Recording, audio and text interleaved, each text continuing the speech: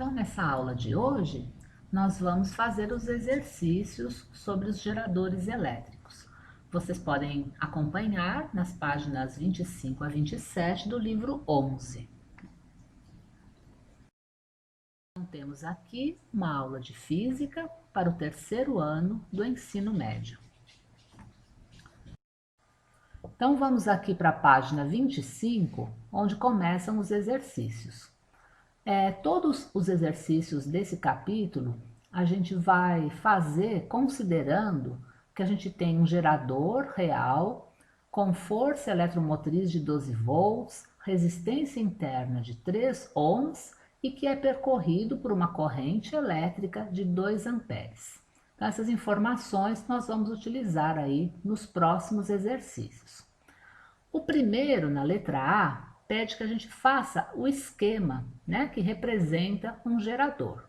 Então, nesse nosso esquema, nós vamos representar com dois tracinhos, um pequeno e outro grande, a diferença de potencial nominal, também conhecida como força eletromotriz.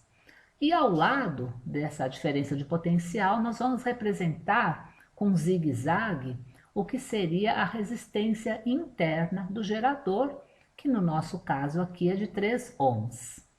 Na letra B, ele pede que nós escrevamos a equação do gerador. Então, essa equação é o U, esse U representa a diferença de potencial real que o gerador consegue fornecer ao circuito e que é dada pela diferença entre o valor nominal e as perdas por energia térmica. Então, a gente vai colocar que o nosso U corresponde a 12 menos 3 vezes I. A equação do gerador, a gente não informa o valor da corrente. A gente deixa escrito o U em função do I. Na letra C, ele pede que aí sim a gente calcule, conforme o que foi informado, né, o valor da corrente, aí a gente descubra quanto que é a diferença de potencial real, né, do nosso gerador. E aí, fazendo o cálculo, a gente descobre que é de 6 volts. Então, essa que é a quantidade de volts que esse gerador efetivamente vai fornecer ao circuito. No exercício 2, ele pede que a gente calcule a potência total, a dissipada e a útil no gerador. Então, nós vemos aqui ao lado, né, que a potência útil nós vamos calcular multiplicando a diferença de potencial pelo valor da corrente, utilizando aí, nesse caso, o valor de diferença de potencial real, que ele efetivamente fornece. A potência nominal, ou também chamada potência total, a gente vai fazer o cálculo multiplicando a diferença de potencial nominal pela corrente.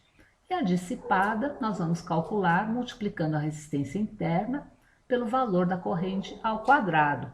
Essa é a maneira, né, que nós utilizamos para calcular a potência dissipada em resistores. Então, fazendo aqui os cálculos, nós vemos, né, que nós temos como valor total de potência 24 watts e parte desses 24 watts é dissipada e parte é utilizada efetivamente no circuito. No nosso caso aqui, né, especificamente com os dados que nós temos, nós vemos que isso aqui foi meio a meio, né? 12 watts foi dissipado e 12 watts efetivamente utilizado. No exercício 3, ele pede que a gente admita que o gerador esteja acoplado a um resistor R. Então, agora esse nosso gerador já está colocado num circuito, acoplado aqui a um resistor, e é pedido que a gente descubra o valor da resistência desse resistor, de forma que nós tenhamos, né, a corrente de 2 amperes e todos os dados que ele informou inicialmente. Então, para que a gente consiga fazer esse cálculo, nós vamos precisar utilizar aqui a nossa equação do gerador para descobrir inicialmente quanto de diferença de potencial que esse gerador efetivamente fornece ao circuito, né? 12 volts é o total, mas desses 12 volts, quanto que ele efetivamente fornece? Então a gente vê que nós tínhamos visto, né, lá no exercício 2, que ele efetivamente fornece 6 volts para o nosso circuito, que no caso, esse nosso circuito tem apenas esse resistor, que está indicado aí embaixo. E aí, nesse caso, o que a gente vai descobrir é que se são 6 volts que esse resistor recebe para funcionar, e se a corrente que se estabelece ali é de 2 amperes, o valor dessa resistência é de 3 ohms. Agora, no exercício 4, ele pede que a gente calcule a potência dissipada no resistor e compare com o resultado, né, das potências que foram calculadas na questão 2.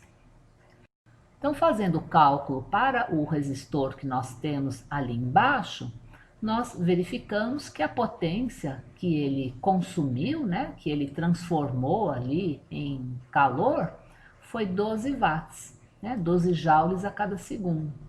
E esse valor é igual à potência útil que foi fornecida pelo gerador.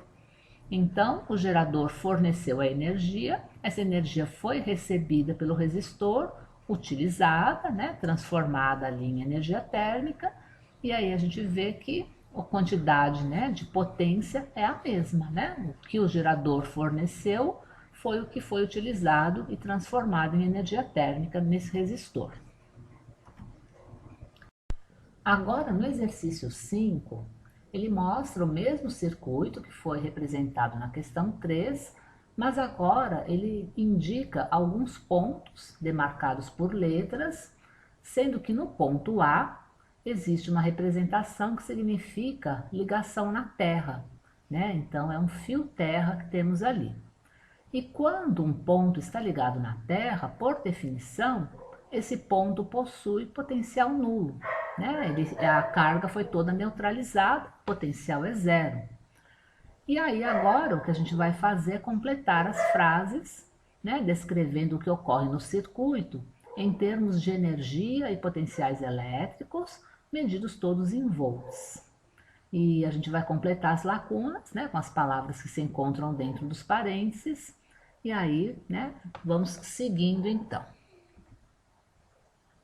Então, aqui na letra A e B da página 26, a gente vê o seguinte, olha, considerando que o ponto A esteja ligado na Terra, o seu potencial é igual a zero, né, como o próprio exercício já vinha informando, e seguindo o percurso da corrente elétrica, ao passar pelo gerador, há um aumento do potencial elétrico, cuja variação é de 12 volts. Aí um gerador, então, fornece energia para o circuito, e assim o potencial no ponto B é igual a 12 volts.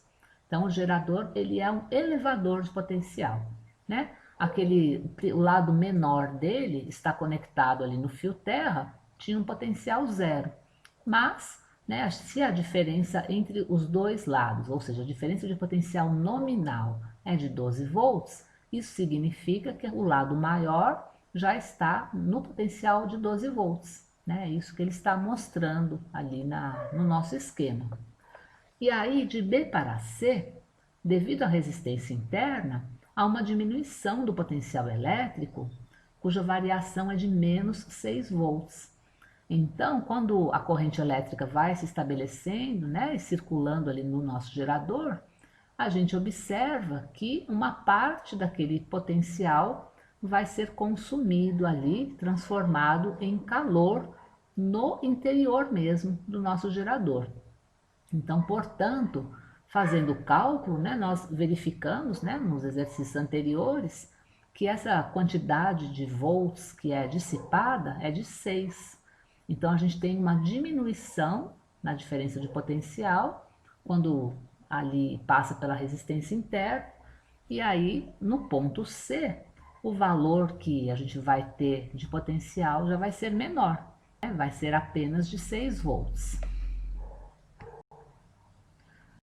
E aí, seguindo então, né, na letra C, como entre os pontos C e D não há bipolos, ou seja, não há nenhum dispositivo elétrico, não há variação de potencial, porque não tem nenhuma coisa que gera diferença de potencial, nem que consome diferença de potencial, né? Assim, não tem gerador nem receptor ali.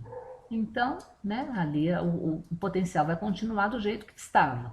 Então, nos pontos C e D, a gente vai ter valores iguais de potencial. E de D para E, devido ao resistor R, há uma diminuição do potencial elétrico, cuja variação é de menos 6 volts. Então a gente vê ali que aqueles 6 volts, né, que foram fornecidos pelo gerador ao circuito, vão ser consumidos ali agora nesse resistor. Então, como essas resistências consomem energia do circuito, o potencial elétrico no ponto E é igual a zero. E fechando o percurso, como entre os pontos E e A não há bipolos, não há variação de potencial também. E os potenciais de E e A podem ser considerados iguais. E como o A também está aterrado, a gente também, naturalmente, que o E também teria mesmo, né, que ser o mesmo valor do A, que é o valor de potencial igual a zero. E a letra F diz que pelo princípio da conservação da energia, pode-se concluir que a energia fornecida pelo gerador foi consumida pela resistência interna e pela resistência R do aparelho que foi ligado ali ao nosso gerador. Então a gente poderia, né, pensar em uma analogia para fazer entre eletricidade e gravidade, pensando aqui nesse tobogã, né? Então essa escadinha é necessária, né, que exista para que a pessoa justamente fique num potencial mais alto para poder fazer a descida no tobogã. Então, a gente poderia dizer que um gerador, ele é como se fosse essa escada, né? Porque ele é aquela parte, né, o dispositivo ali no nosso circuito, que vai elevar o potencial das cargas para que elas possam fluir, né, no nosso circuito ali. Então, apenas para a gente, nesse nosso exemplo, o que nós estamos vendo é um potencial gravitacional que vai aumentar quando a pessoa sobe a escada, né? Mas a gente poderia fazer essa analogia também com a eletricidade. E aí vamos continuando, então, na página 27 agora, o exercício 6 diz o seguinte: você já estudou que o curto-circuito ocorre quando a corrente elétrica encontra um caminho sem resistência. Imagine que um gerador tenha seus terminais interligados por um fio cuja resistência seja desprezível, como mostra a figura a seguir. Então agora a gente não tem mais aquele resistor que tinha antes. A gente tem apenas o gerador com sua resistência interna e nos terminais do nosso gerador nós temos um fio, né, conectando um lado, né, o lado positivo com o lado negativo ali. Como do ponto B para o ponto A há um fio sem bipolos, qual deve ser a diferença de potencial entre esses dois pontos? Então, se entre esses dois pontos não tem, né, o fio ali não tem nenhum consumidor de energia, nem gerador de energia, entre o B e o A não vai haver diferença de potencial. Então, a gente pode dizer que essa diferença aí vai ser zero. E usando a equação do gerador, calcule a corrente elétrica de curto-circuito, ou seja, a corrente que percorre o gerador, considerando que os pontos A e B sejam os seus terminais e estejam interligados pelo fio de resistência nula. Então, se entre o ponto A e o ponto B não existe diferença de potencial, aquele valor do U na nossa equação do gerador vai ser igual a zero.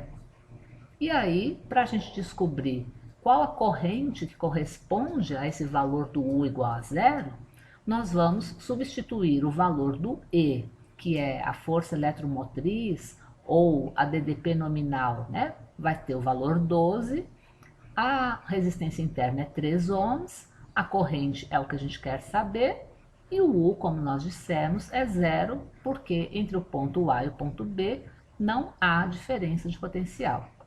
E fazendo então o cálculo, descobrimos que a corrente que corresponde, né, a essa situação de não ter, né, diferença de potencial entre o A e o B, tem um valor de 4 amperes. Né? Então, 4 amperes seria essa corrente de curto-circuito, ou seja, a corrente que se estabelece quando a gente não coloca nenhum aparelho ali nos terminais do nosso gerador. E na letra C é pedido que a gente calcule a potência que vai ter ali, né, a potência útil do gerador, a potência total e a potência dissipada, sendo agora essa situação de curto-circuito. E fazendo então ali os cálculos, no lugar do valor da corrente elétrica, nós vamos utilizar o 4 amperes, que é a corrente de curto-circuito, e vemos então que a potência total fornecida pelo gerador é de 48 watts, só que a gente não vai ter potência útil, né? Porque como não tem nenhum aparelho ali entre o A e o B, né? Essa energia toda vai ser utilizada na dissipação. Ela não vai ter nenhum dispositivo para que a energia elétrica seja transformada em energia útil. Aí o que acontece é que então, né, a gente tem o U é igual a zero, e sendo o U igual a zero, a potência útil vai ser igual a zero também. E então todos aqueles 48 watts a gente vai ver que vão ser utilizados na potência dissipada. Então, calculando a potência dissipada, ou seja, multiplicando a resistência interna pelo valor da corrente ao quadrado, a gente descobre que é exatamente 48 watts. Então, nessa situação de curto-circuito, toda a potência do gerador é convertida em energia térmica. Né? Isso que caracteriza o curto-circuito. E na letra D, o que se pode concluir, né, ao comparar os valores obtidos no item anterior? Então, foi o que a gente acabou de comentar. Toda a potência fornecida pelo gerador é dissipada pela resistência interna dele. E finalizando, nós temos aqui os exercícios 7 e 8 na página 27. Então, no exercício 7 é pedido que a gente monte aquele gráfico, né, que caracteriza os geradores e que depois diga o que significam os pontos em que a reta corta o eixo vertical e o eixo horizontal. Então, nós vemos que para os dados que nós temos aqui nesse exercício, o gráfico, né, aqui no exercício 7, vai ter essa cara, o valor de diferença de potencial quando a corrente é zero é exatamente o valor nominal. Então, o valor que teria quando ainda o gerador não estivesse em funcionamento. Então, a diferença de potencial que ele forneceria se a corrente fosse zero. Mas à medida em que a corrente passa a ser diferente de zero, a gente observa os valores de DDP diminuindo até que se chega na situação de curto-circuito, que é o valor de corrente atingir 4 amperes, e aí nesse caso, isso corresponde àquela situação em que a DDP vale zero, né? Então, no curto-circuito, a gente não tem diferença de potencial, e toda a energia do gerador é convertida em energia térmica.